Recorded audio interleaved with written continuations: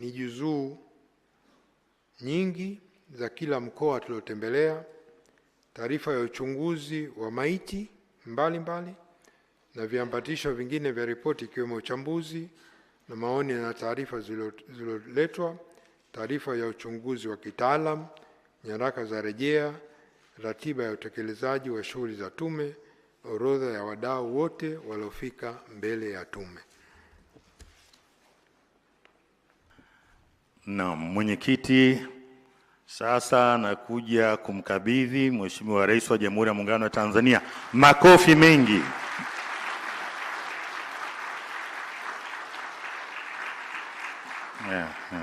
Alifanya wasilisho na sasa ameweza kukabidhi hiyo ripoti. Asante sana Mheshimiwa Jaji, tunakushukuru pamoja na wajumbe. Mheshimiwa Rais wa Jamhuri ya Muungano wa Tanzania, sasa ninayo heshima kubwa ya kukukaribisha ili uweze kuzungumza na hadhara hii, lakini na taifa kwa ujumla kupitia vyombo mbalimbali vya habari. Naomba sasa tusimame kwa heshima ya Mheshimiwa Rais na tumpongeze kwa makofi.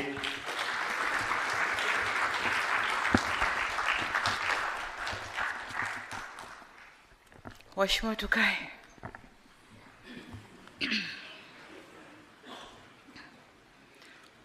Mheshimiwa Balozi Dr. Emmanuel John Nchimbi, Makamu wa Rais wa Jamhuri ya Muungano wa Tanzania, tambua uwepo wa waheshimiwa Makamu wa Rais wastaafu. Mheshimiwa Dr. Hussein Ali Mwinyi, Rais wa Zanzibar na Mwenyekiti wa Baraza la Mapinduzi, na waheshimiwa marais wastaafu wa Zanzibar.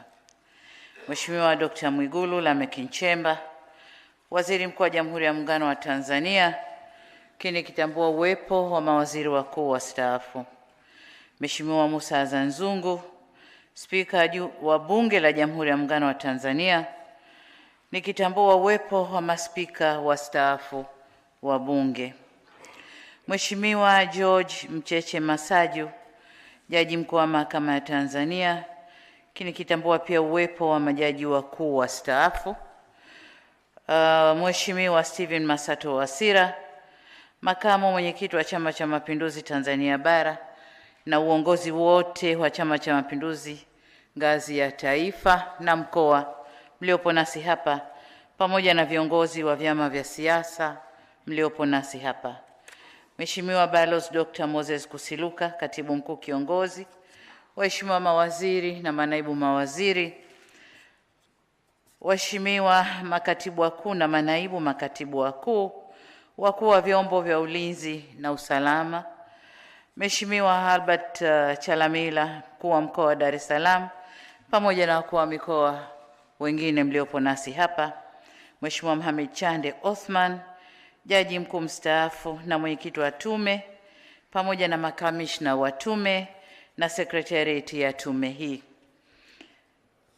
Waheshimiwa mabalozi na wakilishi wa mashirika ya kimataifa mliopo nasi, viongozi wa taasisi mbalimbali za serikali na sekta binafsi, waheshimiwa viongozi wetu wa dini, ndugu wanahabari, wageni wote waalikwa, mabibi na mabwana, Jamhuri ya Muungano wa Tanzania, kazi na utu. Waheshimiwa viongozi na ndugu wananchi, si sote tuliokusanyika hapa na Watanzania wote hatuna budi kuungana kwa pamoja kumshukuru Mwenyezi Mungu kwa kutujalia uhai na siha njema na kutuwezesha kushuhudia tukio hili la leo kwa mustakabali wa taifa letu. Ni tukio muhimu kwa kuwa sote tulilisubiri ili tuelewe uhalisia wa matukio ya Oktoba 25 na mwelekeo wetu kama taifa. Ndugu wananchi, niliunda tume hii kama ilivyo kawaida ya taifa letu kuunda vyombo vya uchunguzi yanapotokea mambo mahsusi yanayohitaji kuangaliwa kwa kina. Hii ni tume ya 6 au ya 7 katika historia ya nchi yetu. Katika awamu ya pili iliundwa tume ya uchunguzi wa vurugu na vifo katika kiwanda cha sukari Kilombero ya mwaka 1986 iliyoongozwa na Jaji Buxton David Chipeta. Awamu ya 3, tume ya uchunguzi wa kifo cha Luteni Jenerali Imran Kombe ya mwaka 1996 iliyoongozwa na Jaji Barnabas Samata. Tume ya uchunguzi wa tafrani baada ya uchaguzi kisiwani Pemba mwaka 2001 iliyoongozwa na Jaji Brigedia Jenerali Hashim Mbita, na baadaye mimi mwenyewe nikawa mjumbe kwenye kamati ya reconciliation ya tukio lile. Awamu ya 4, tume ya uchunguzi wa mauaji wa wafanyabiashara wa madini yaliyofanywa na polisi wa mwaka 2006 iliyoongozwa na Jaji Kipenka Musa. Tume ya uchunguzi ya uvunjifu wa haki za binadamu na vifo wakati wa operesheni ya wafugaji kutoka bonde la Ihefu na changamoto zake ya mwaka 2007 iliyoongozwa na Jaji Othman Chande, huyu tuliyemtumia tume hizi. Tume zote hizi matokeo yake hayakuwa bayana. Lakini awamu ya 6, kama mnavyojua, tuliunda tume ya kuangalia mfumo wa haki za jinai na haki za wananchi, mwenendo kesi za jinai na haki za wananchi. Lakini pia tume hii ambayo imechunguza matukio ya vurugu kabla na baada ya uchaguzi mkuu uliofanyika tarehe 29 Oktoba 2025 ya Jaji Othman Chande, na tume hii tulitangaza bayana na leo imetupa matokeo ya uchunguzi bayana. Ndugu zangu, kwa muktadha huo nitumie fursa hii kukupongeza sana Jaji Mkuu mstaafu Mheshimiwa Mohamed Chande Othman, makamishna pamoja na sekretariat ya tume kwa kazi kubwa mlioifanya kwa juhudi, weledi na uzalendo mkubwa. Mmefanya kazi katika mazingira magumu, mmeweza kuvivuka vihunzi vyote na kudhihirisha uwezo wa nchi yetu kushughulikia changamoto zake wenyewe. Tena kwa kutumia methodolojia na viwango vya kimataifa. Aidha, naungana na mwenyekiti wa tume katika kuwashukuru sana wananchi waathirika wa matukio ya Oktoba 2025 sambamba na wakilishi wa makundi maalum na asasi za kiraia, viongozi wa serikali waliopo kazini na wastaafu, na viongozi wa vyama vya siasa waliojitokeza mbele ya tume. Ushirikiano wenu kwa tume umedhihirisha utayari wenu kushiriki safari hii ya kutibu majeraha yaliyotusibu au yaliyolisibu taifa letu. Vile vile, naishukuru jumuiya ya kimataifa na nchi marafiki kwa kuonesha kusikitishwa na changamoto hii kubwa katika historia ya Jamhuri ya Muungano wa Tanzania. Katibu Mkuu wa Umoja wa Mataifa alimtuma mjumbe maalum Mheshimiwa Balozi Parfait Onanga Anyanga. Katibu Mkuu wa Jumuiya ya Madola alimtuma mjumbe maalum Rais mstaafu wa Malawi Mheshimiwa Dr. Lazarus Makathi Chakwera, na vile vile Umoja wa Viongozi Wanawake wa Afrika AULAN ukiongozwa na mwenyekiti wake Rais mstaafu wa Jamhuri ya Liberia Mheshimiwa Ellen Sirleaf walikuja nchini kufuatilia yaliyotokea. Wote hao tumefanya nao mazungumzo na mashauriano yenye kulinda na kujenga hadhi ya nchi yetu.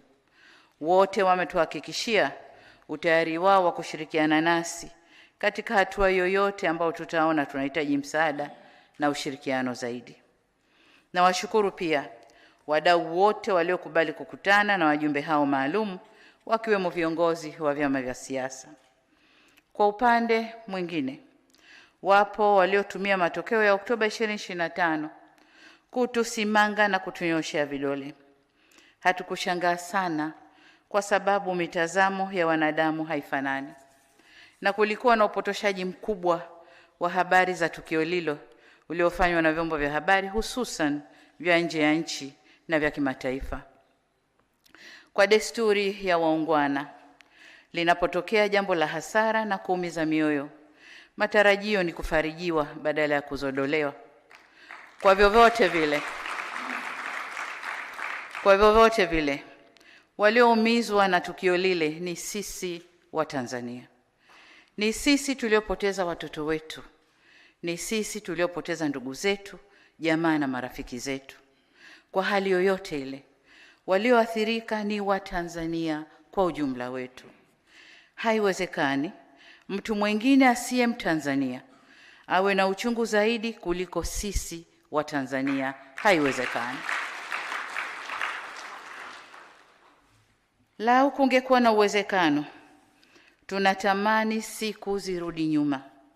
Yaliyotokea Oktoba 2025 yawe hayakutokea, na historia ijiandike upya ili tuweze kufuta doa tuliloingia. Hata baba wa taifa hayati Mwalimu Julius Kambarage Nyerere amewahi kusema katika moja ya hotuba zake kuwa wakati tunapata uhuru, tulichoachiwa na wakoloni halikuwa taifa, bali mkusanyiko wa makabila. Lakini kwa dhamira na utashi wa waasisi wetu, waliamua kujenga taifa moja imara lisiloendeshwa kwa misingi ya kidini, kikabila au hadhi ya mtu, na ambapo lugha yetu adhimu ya Kiswahili inatumika kama nyenzo ya kutuunganisha pamoja na kudumisha na kuimarisha utaifa wetu. Mwaka 1991 pale Mwalimu Nyerere alipojitokeza mbele ya Watanzania kujenga hoja ya taifa kuingia kwenye mfumo wa vyama vingi vya siasa, lengo lake lilikuwa kuweka mazingira ya kupambanisha fikra na si kuleta vurugu. Pamoja na hayo, kipekee kabisa narudia kuwashukuru sana wananchi kwa kutoendeleza vitendo vya uvunjifu wa amani licha ya hamasa zilizokuwa zinafanywa hususan kupitia mitandao ya kijamii. Nawashukuru tena kwa utulivu wenu na imani yenu kwa serikali wakati tukisubiri taarifa hii ya tume. Asanteni sana Watanzania. Ndugu zangu wa Tanzania, Jamhuri ya Muungano wa Tanzania haikutokea kwa bahati, bali ilijengwa na waasisi wetu kwa maono na matendo yao. Na kama ilijengwa, ni wazi ipo misingi iliyoifanya nchi hii yenye zaidi ya makabila 126 kusimama kama taifa moja lenye mshikamano. Hata baba wa taifa hayati Mwalimu Julius Kambarage Nyerere amewahi kusema katika moja ya hotuba zake kuwa wakati tunapata uhuru, kama nilivyorudia, tulioachiwa ilikuwa ni mkusanyiko tu wa makabila, lakini kwa dhamira na utashi wa waasisi wetu waliamua kujenga taifa moja imara, kama nilivyosema, lisiloendeshwa kwa misingi ile ya kidini na kikabila.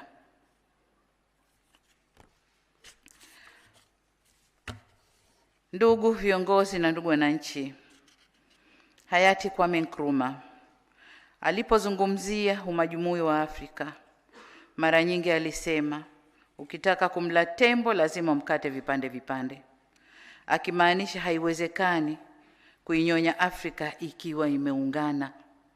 Kwa bahati mbaya, ndoto yake ya kujenga taifa moja la Afrika, yani the United States of Africa, haikutimia hadi leo. Afrika ingali vipande vipande na bado haijajikomboa kiuchumi. Hapana shaka falsafa hii inazihusu pia nchi moja moja, kwamba nchi ikiwa na umoja na mshikamano itakuwa vigumu kuinyonya na kuitawala kisiasa au kiuchumi. Mataifa mengi yenye rasilimali nyingi yamehujumiwa na kuingizwa kwenye migogoro ili kurahisisha uvunaji wa rasilimali zilizomo kwenye nchi hizo. Na kwa hakika, moja ya sababu kubwa ya umaskini wa Afrika ni migogoro ya vita vya wenyewe kwa wenyewe, ambayo ukifuatilia kwa karibu, wapiganisha yupo nje na anaendelea kufaidika na rasilimali za nchi hiyo. Ndugu zangu wa Tanzania, umoja ni nguvu na utengano ni udhaifu. Niwaombe sana tuendelee kuimarisha umoja na mshikamano wetu ili tusitoe nafasi ya kuvurugwa na maadui wa nchi yetu. Waheshimiwa viongozi na Watanzania wenzangu, katika nukta hii ninaelekea sasa kuzungumzia matokeo ya Oktoba 29, 2025. Tutakuwa tunadanganya tusiposema ukweli kuwa yaliyotokea wakati ule yalitikisa taifa letu. Kwa kweli yalitutikisa. Waswahili tunasema Kupotea njia ndio kujua njia. Tumegusa kaa la moto na tumejifunza. Tume imetueleza kwamba uchunguzi umebaini kuwa ghasia zilizotokea zilipangwa, ziliratibiwa, zilifadhiliwa na kutekelezwa na watu wenye mafunzo na vitendea kazi vya kufanyia uhalifu na uharibifu. Hali kadhalika imebaini kuwa malengo ya wahusika hao yalikuwa ni kuvuruga uchaguzi na kutengeneza ombwe la uongozi ili nchi isitawalike, na ndio maana ghasia zilianza siku ya uchaguzi. Ili kutimiza azma hiyo, tumeelezwa kuwa wahusika walilenga miundombinu muhimu na kuvuruga mfumo wa huduma za jamii ili kuathiri uchumi na kuidhoofisha serikali. Wataalamu wa sayansi za siasa mliopo hapa nasi na yoyote mwenye uelewa masuala ya uongozi wa nchi, mnaweza kutafakari nini kingetokea endapo malengo ya wahusika wa ghasia au vurugu zile yangefanikiwa.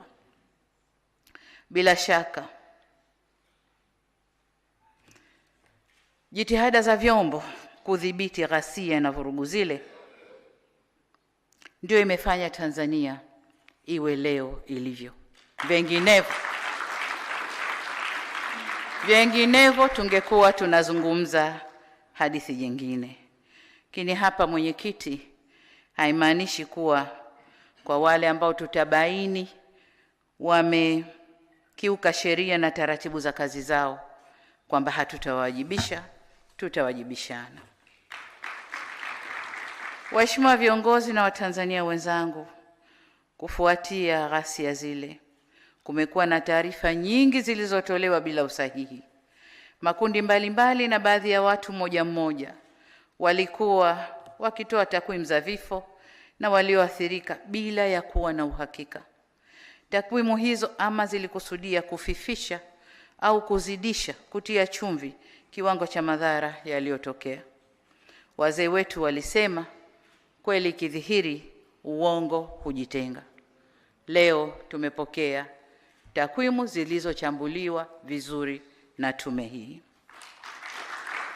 Tume imewasilisha taarifa yake inayotokana na uchunguzi wa kitaalamu na ukweli umebainika. Takwimu za idadi waliokufa, waliojeruhiwa na waliopata madhara mbalimbali zimechambuliwa na tume na tumezisikia. Aidha, tumeelezwa kuhusu uwepo wa madai ya baadhi ya wananchi ambao hawajaweza kuwaona ndugu zao au jamaa zao baada ya vurugu zile. Niwaahidi kuwa kama tume ilivyopendekeza, serikali itaendelea kufanya uchunguzi wa kina na wa kitaalamu ili tujue mambo haya kwa usahihi wake. Pendekezo la tume tumelipokea na tutalifanyia kazi na hatutachelewa. Ndugu zangu, katika kuwakumbuka na kutoa heshima kwa waliotangulia mbele ya haki, ninaomba tusimame kwa dakika moja. Tumuombe Mwenyezi Mungu azipumzishe roho zao mahali pema peponi. Kila mtu kwa imani yake.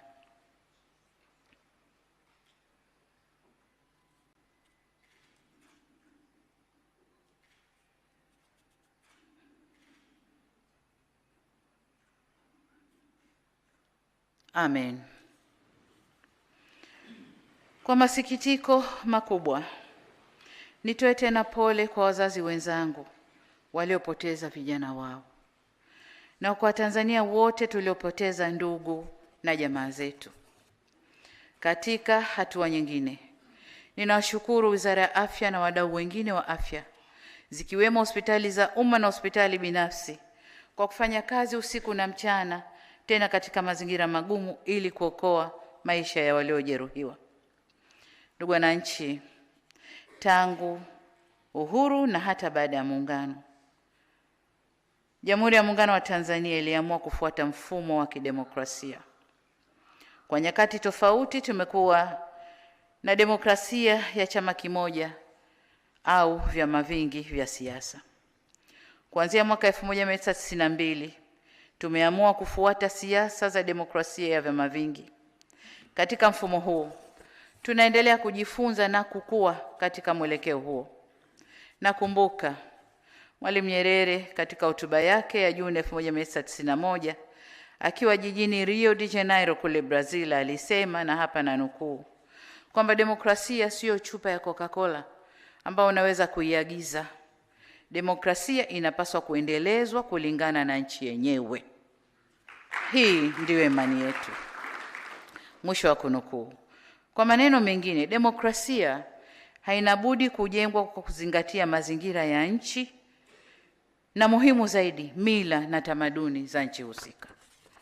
Sasa nasi kama nchi tuachwe tujenge demokrasia yetu kwa misingi yetu, mila na desturi zetu.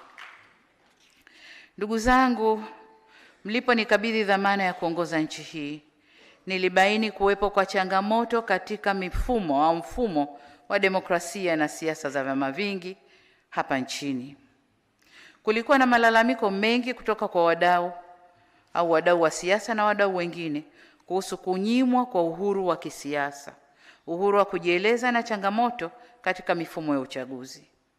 Kupitia falsafa ya R4, yani maridhiano, ustahimilivu, mabadiliko na kujenga upya, R4 kwa Kiingereza, nilichukua hatua kadhaa ikiwemo kuundwa kwa kikosi kazi cha kushughulikia masuala ya kidemokrasia ya vyama vingi vya siasa nchini, kufanya majadiliano na wadau wa siasa yaliyosababisha kufanyika kwa marekebisho ya sheria kadhaa zinazohusu chaguzi zetu, lakini pia zinazohusu vyama vyetu vya siasa na msajili wa vyama hivyo.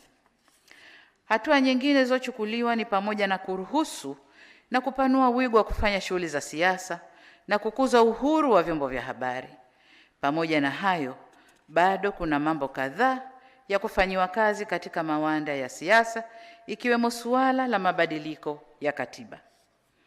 Kama mnavyofahamu na kama nilivyoahidi, tumepanga kukamilisha mchakato huu katika kipindi hiki cha pili cha awamu ya 6, na ni suala la kipaumbele kwenye ilani ya uchaguzi ya Chama cha Mapinduzi. Kwa upande mwingine, tume imebaini kuwepo kwa malalamiko yanayohusu uwajibikaji wa baadhi ya viongozi na watumishi wa umma katika kushughulikia changamoto na kuwahudumia wananchi. Aidha, zipo tuhuma zinazohusu maadili ya viongozi, kiwemo rushwa, ubadhirifu na matumizi mabaya ya rasilimali za umma. Swala la ajira kwa vijana, kutokuwa na mazingira rafiki ya biashara na uwezeshaji wa wananchi kiuchumi nayo yameibuliwa. Ripoti pia imegusia kazi ya udhibiti wa vurugu na urudishaji wa hali ya usalama nchini iliyofanywa na vyombo vya ulinzi na usalama. Vile vile zimebainishwa changamoto zilizojitokeza na kupendekezwa hatua za kuchukuliwa ili kuongeza ubora wa kazi za ulinzi wa nchi na usalama wa raia wetu. Waheshimiwa viongozi na ndugu wananchi, kwa hakika katika safari yoyote ya maendeleo, changamoto haziepukiki na hatuna budi kuzikabili kwa nguvu ya pamoja. Kimsingi, dhana halisi ya maendeleo ni kuzikabili na kuzitatua changamoto ili tuweze kusonga mbele.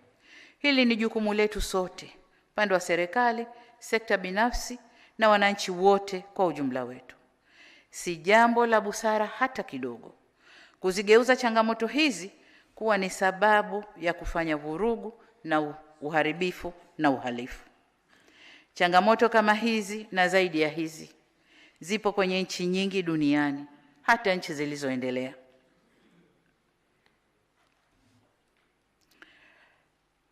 Lakini vile vile changamoto za aina hizi ziko katika nchi zinazotuzunguka, lakini wananchi wao hawajazitumia kama sababu ya kuharibu miundombinu na kudunisha chumi zao au kuzifanya chumi zao kuwa duni.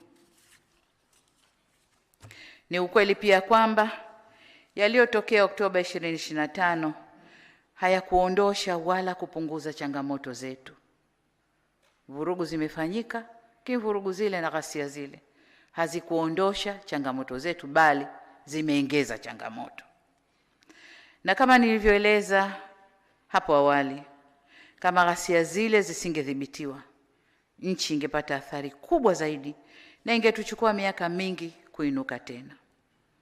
Na wasihi wa Tanzania wenzangu, tutambue kuwa ni rahisi kupoteza amani, lakini si rahisi kuirejesha. Ni rahisi kuibomoa nchi, lakini ni vigumu kuijenga upya. Hapa nataka sote tufahamu kuwa hatima ya Tanzania ipo mikononi mwa Watanzania wenyewe. Nguvu ya ushawishi wa makundi ya nje inasaidia kuvunja amani, kuvuruga usalama na kubomoa nchi. Lakini kurudisha amani na usalama na kuijenga upya nchi yetu hufanyika kwa misaada yenye masharti magumu ya kisiasa, kiuchumi na kibiashara. Kwa hiyo tuwe makini kwamba Watanzania ndio wajenga Tanzania yetu. Tunapoibomoa hatuna mjomba wa kutusaidia. Tutapata mikopo yenye masharti ya kiuchumi na kisiasa ili tuweze kujenga upya. Lakini wakati wa kubomoa tunaweza tukapata msaada kirahisi kabisa. Hivyo basi, mambo haya magumu na hatari tulioyapitia yatupe funzo ili tuendelee kwenye mwelekeo sahihi. Ipo nukuu maarufu ya hayati Nelson Mandela inayosema, "It is in the character of growth that we should learn from both pleasant and unpleasant experiences." Ikimaanisha ili tuweze kukua hatuna budi kujifunza tokana na matukio yanayofurahisha na yasiyofurahisha pia. Nasi tumejifunza kutokana na mapito haya magumu na tushirikiane ili tuweze kuimarika zaidi. Waheshimiwa viongozi na ndugu wananchi, tumesikia masuala yaliyobainishwa na tume pamoja na mapendekezo kwa muhtasari, lakini mmeshuhudia ripoti niliyokabidhiwa na mavitabu yale yaliyoko pale. Hii ni ripoti ya rais. Aliyeunda tume ni rais na ripoti yote hii ni ya rais. Kwa hiyo wasitokee watu wengine wakadai ownership ya ripoti hii. Ni ripoti ya rais. Nilisema tume za huko nyuma zilikuwa zinabanwa kimya kimya. Mimi nimeamua tuambizane, lakini ripoti ni mali ya rais.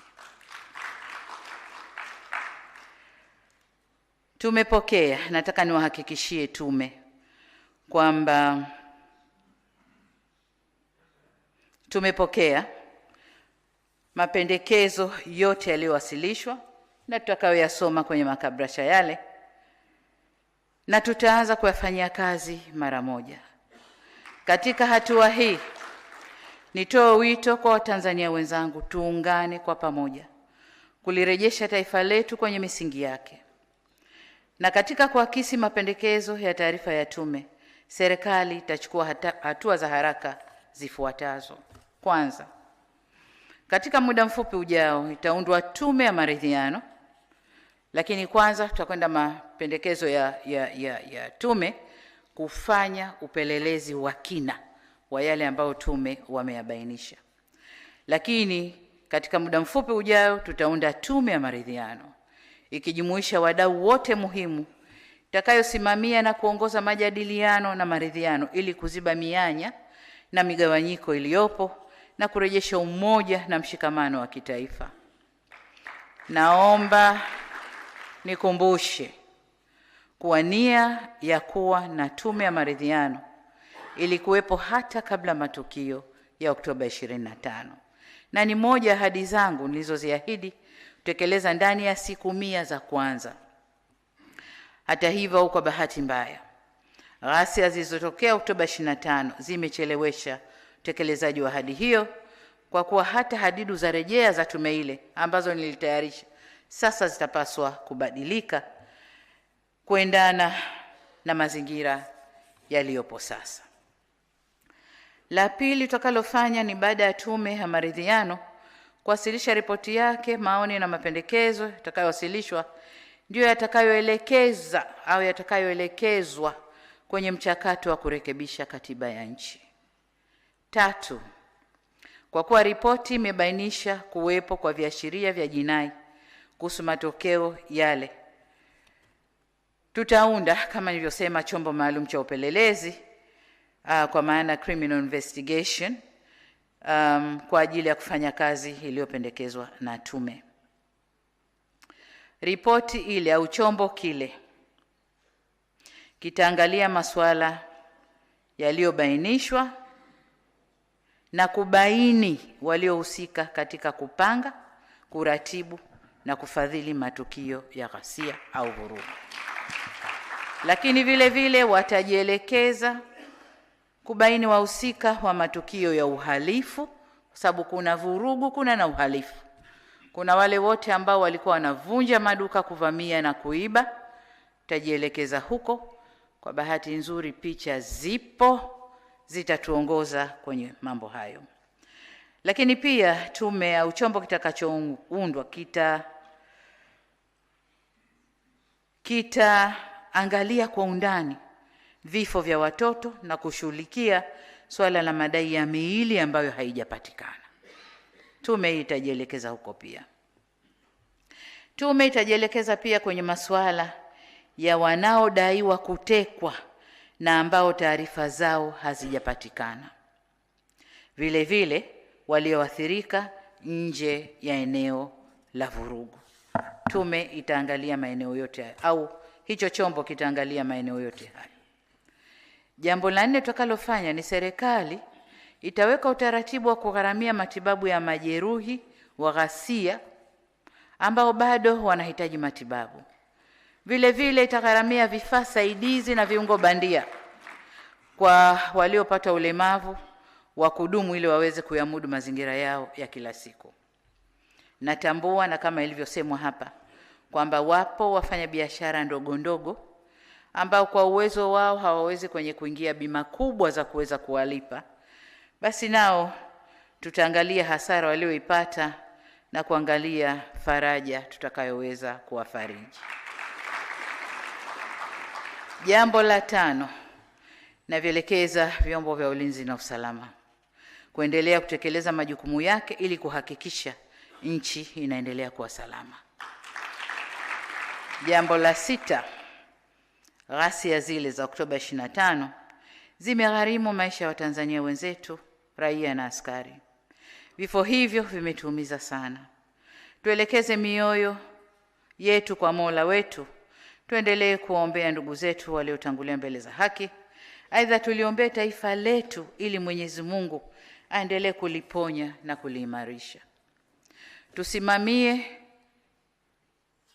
Tusimame na maneno ya Mwenyezi Mungu katika kitabu cha 2 cha Mambo ya Nyakati sura ya 7 mstari wa 14 ambayo yanasema, ikiwa watu wangu walioitwa kwa jina langu watajinyenyekesha na kuniomba na kunitafuta uso na kuziacha njia zao mbaya, basi nitasikia toka mbinguni na kuwasamehe dhambi zao na kuiponya nchi yao. Tusimamie hapa. Vile vile maneno ya Mwenyezi Mungu katika Qur'an tukufu sura Al-Araf aya ya 7 mstari wa 13 yanasema, Mola wetu, tumejidhulumu nafsi zetu, na usipotusamehe na kuturehemu, hakika tutakuwa miongoni mwa waliopata hasara. Sasa tusiwe, hasara ilishatokea, tusiendelee kuwa miongoni mwa waliopata hasara. Naomba sana tusimamie maneno ya vitabu vyetu vitukufu. Niwaombe sana viongozi wa dini wa madhehebu yote nchini, msimame kwenye nafasi yenu ya kuliponya taifa letu. Waheshimiwa viongozi na Watanzania wenzangu, wakati nikielekea kuhitimisha, nataka nikiri kwamba mimi binafsi sikutarajia kadhia hii ingetokea kwenye nchi yetu kipindi hiki ni kuwa kiongozi mkuu wa nchi. Jambo hili limenitwisha mzigo mzito mabegani kwangu. Lakini nataka niwahakikishie Kwa kadri Mwenyezi Mungu atakavyoniongoza na atakavyonijalia, nitaubeba mzigo huu kwa ujasiri, kujiamini na tahadhari kubwa.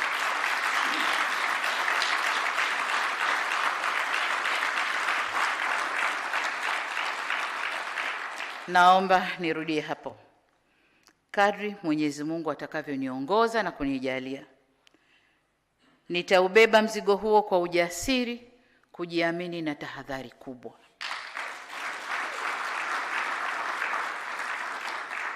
Kwa mara nyingine tena nihakikishie tume kwamba serikali imepokea taarifa hii na mapendekezo yake, na kwa pamoja sisi na nyinyi wanatume tutakwenda kuyafanyia kazi. Mapendekezo mlioyatoa ni dawa ya kuliponya taifa letu, na kwa ladha yoyote iliyo dawa hiyo, lazima dawa inywewe ili tupoe.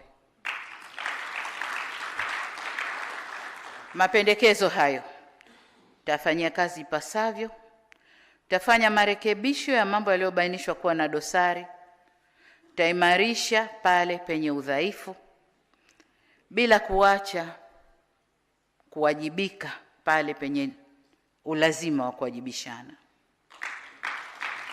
Katika hili, serikali inahitaji msaada wenu, ndugu zangu wa Tanzania. Tuweke juhudi za pamoja kwa werevu na ujasiri na kusema never again, yasijirudie. Ndugu wananchi, wakati nafuatilia uwasilishaji wa ripoti hii,